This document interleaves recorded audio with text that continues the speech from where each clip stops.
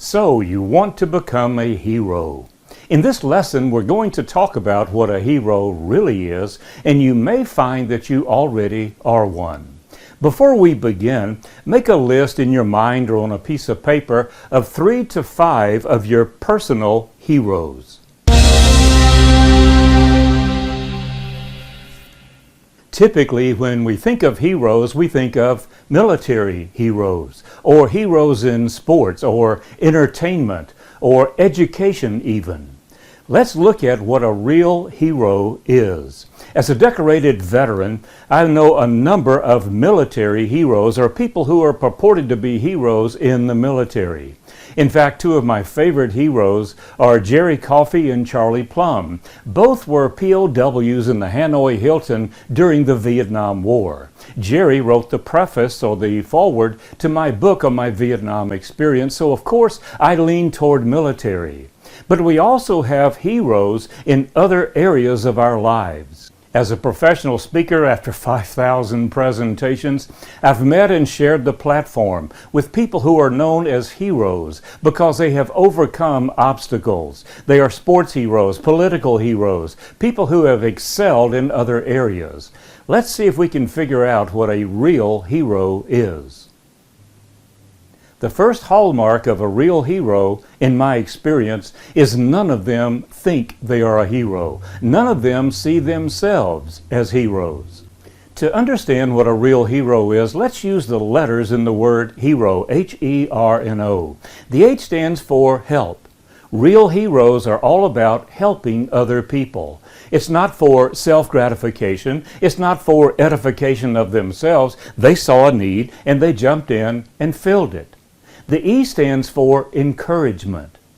You see, a real hero will jump in and help a person, but they also want to encourage them so that person doesn't face that situation again, so that they can do things on their own going forward. One of the best examples of this is the Apple computer store, where you go in with a problem and the expert there, their genius, says, I can show you how to fix that. They never touch your computer. They talk you through and you do it. And as a result of that, you are encouraged to know you can do it in the future. So they help, they encourage, and through it all, they respect other people. They never lose respect for the people that they are helping. They don't think they are better than. They certainly don't think they are less than. What they're saying is, at one time or another, we all need some help. At any given time, I may need to depend on you. So they maintain respect. They help, they encourage, they respect others. And by others, what we mean is everyone. Despite their background, their ethnicity, their religion, the way they are dressed, the college they went to, none of that matters to a true hero. It doesn't matter what your background is. You're a person, I'm a person. This is my opportunity to help you. It's my opportunity to serve. So a real hero helps, encourages, and respects others. Take your mind back to July the 3rd, 1776. At that time, America was an occupied nation. The people who occupied this nation could impose any level of taxation, and they did. They could pass any kind of regulation they wanted to, and they did. They could confiscate property without compensation, and they did. And so the Americans got fed up with it. And then on July the 4th, 1776, that all changed. They initialized a document called the Declaration of Independence. We will now move forward on our own.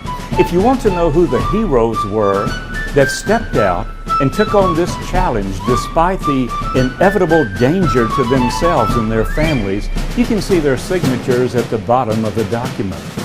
But did you know that 5 of them were captured by the British, tortured, and killed? Did you know that nearly half of them lost all of their possessions and nearly 24 of them died in poverty? The people they had helped free were no longer serving them. So when we look at being a hero, there is a price to pay. Very few heroes come out unscathed, especially military heroes. The athletic hero worked a long time, and sometimes they carry bodily damage for a while just to go out and be the hero that they could be. So we take a little different look at heroes when we start looking at the price we have to pay. Do you still want to be a hero? Here's another story about a man who was in an occupied country. His country had been occupied by a rather brutal entity. The soldiers within the occupying country, now this is true of all situations, there are always bad soldiers, and they take advantage of the people that they are occupying. They don't respect them, they don't encourage them, they take advantage of them. They pillage, they steal. And in this man's case, he was a farmer who grew grapes and made wine. He had a huge vat as a wine press, but he had no grapes because the soldiers had come and taken his grapes. They had come and taken his possessions. They even came and took family members from his community. His wine press was so large that there was room in there for a garden, so one day he was in the wine press growing some food for his family, hoping the soldiers would never see it. He heard a voice behind him call his name and refer to him as a mighty man of valor. His response was, "Mighty man of valor, my family is the lowest family in this community, and I am the lowest in my family." It's almost a joke to call me a mighty man of valor. But because he stepped up as a hero, because he answered the challenge, his very name instilled fear in those people who had been taking advantage of him. Just the sound of his name put the soldiers in disarray. He initiated an armed force, and then he went out and conquered the enemy using one of the most primitive methods of guerrilla warfare. We now fight most of our wars with guerrilla warfare, but in those days it was primarily traditional. His name was Gideon, and what do we learn from his approach to being a hero? Let's look at how Gideon became a hero. Again, by using the letters in the word hero, H-E-R-O. For him, the H stood for humble. He never put himself out as a hero, as a manly man, or as a go-get-em with bayonets between his teeth. He was a humble man. Maybe you are a humble person. The E for him was expectations. Once he answered the call, once he decided, okay, I'm going to go forward with this, he was focused. He knew what his assignment was. He knew what he had to do, and that's true of most heroes. They see a situation, they see a scenario, and they know what has to be done, and they know they're the one that will have to do it. The H is humble. The E is expectations. The R is response. Heroes don't become heroes by not doing anything. Heroes become heroes by getting into the battle, by going into the fray, and by challenging the situation. The O is obey. Once he understood what his challenge was, what his situation was, he obeyed whatever happened on his way to achieving that objective. In corporations, there's a corporate goal. We're going to obey. That's what we're going to go for. We're not going to set our own goals. We're going to go there. We may take a different route from other people. We may have to bend the rules or get outside the box, but we are going to obey whatever objective the organization has set. So humility, expectation, being focused, responding, actually getting in the game, and obeying as many of the rules as we can, that's how we become a hero. Let's go back to 1776 and examine the heroes who signed the Declaration of Independence. Most of them were ordinary people. Some had land, some had farms, some had major homes, and most of them lost all of that. But they were heroes because they got into the game, they were ordinary people, and they never saw themselves as heroes. They never put themselves on a pedestal. They never claimed to be better than anyone else. They just felt there was a calling on their life to do what they were doing to set this country free. They didn't want to be on a pedestal, and today, guess what? There are people trying to pull them down off of the pedestals they were put on. Don't think that because you become a hero, you'll be a hero forever.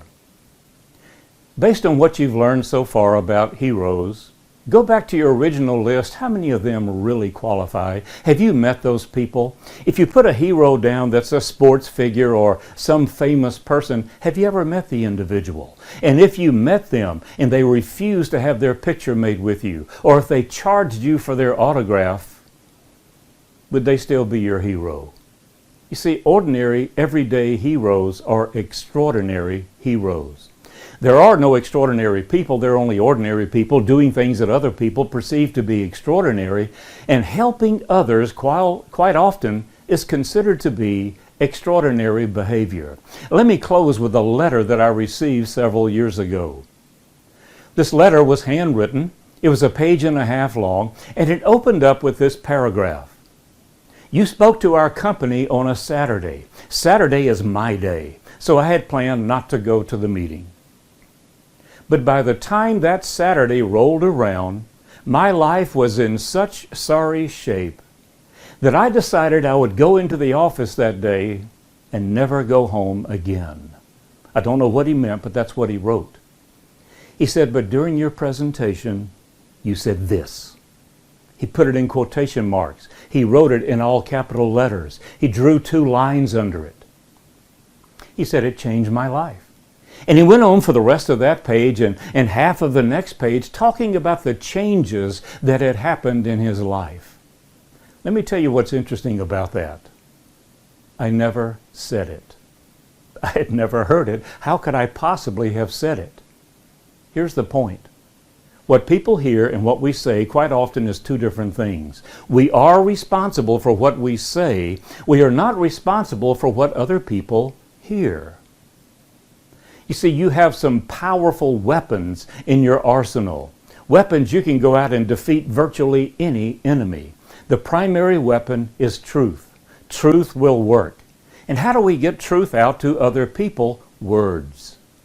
Words are powerful bullets. Words can create. Words can destroy. Words can build up. Words can tear down. So as you look at the words you are using as a hero, are you using them to encourage others? Are you using them to help others? Are you using them to educate others? What are your words doing for other people? I would imagine right now there are folks out there who, if they hear this video or they see this video and they are asked at the end of the video, as I'm asking you, now write down the names of the real heroes in your life, past and present. Write down the names of the real heroes in your life. And don't be surprised if some other people are writing your name. Teach others.